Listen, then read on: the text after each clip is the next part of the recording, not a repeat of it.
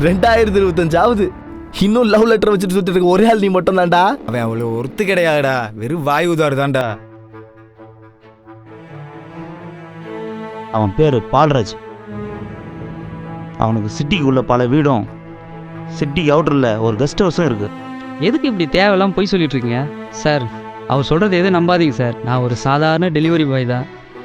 என் மாத சம்பளம் வெறும் 15,000 தான்.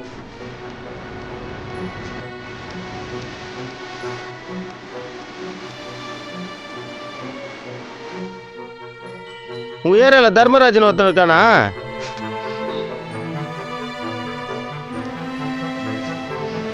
அவனுக்கு ஒரு தம்பி இருக்கானா?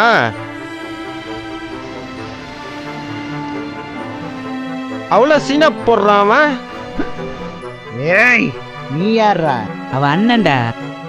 பார்த்தா படிக்கிற பொண்ணு மாதிரி இருக்கு. இந்த நேரத்தில் காதல் அது இதுன்னு சுற்றி உங்கள் லைஃப்பை வேஸ்ட் பண்ணிக்காதீங்க. மாமா இதெல்லாம் உனக்கு எப்படி தெரியும்? கல்யாணம் ஆவாதனுக்கு தான்டா அதோட அருமை தெரியும். என் பொண்டாட்டி ஊர்ல வேற இல்ல, சரி தனியா தான் இருக்கேன். நீங்க என் கூட வந்து தங்கிடுங்க.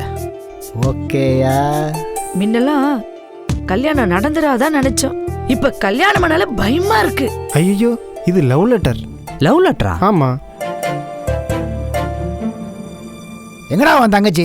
உன் தங்கச்சிங்கடா? அவர் ரொம்ப பயந்த சுபாவம். அவங்கள பார்க்கறதுக்கு எல்லாருமே ரவுடி கும்பல் மாதிரி தெரியுறாங்க சார்.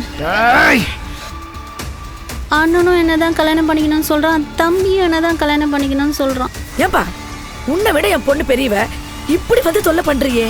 ஏன் வயசுல பெரியவங்களா இருந்தா கல்யாணம் பண்ணக்கூடாதா? லவ் பண்ணக்கூடாதா? யோ மாமா, நான் அசிங்கமாக பேசி பார்த்துருக்கியா? பார்த்ததில்ல. என்னை பேச வச்சிடாத. பொண்ணுங்கெல்லாம் பாவம்டா.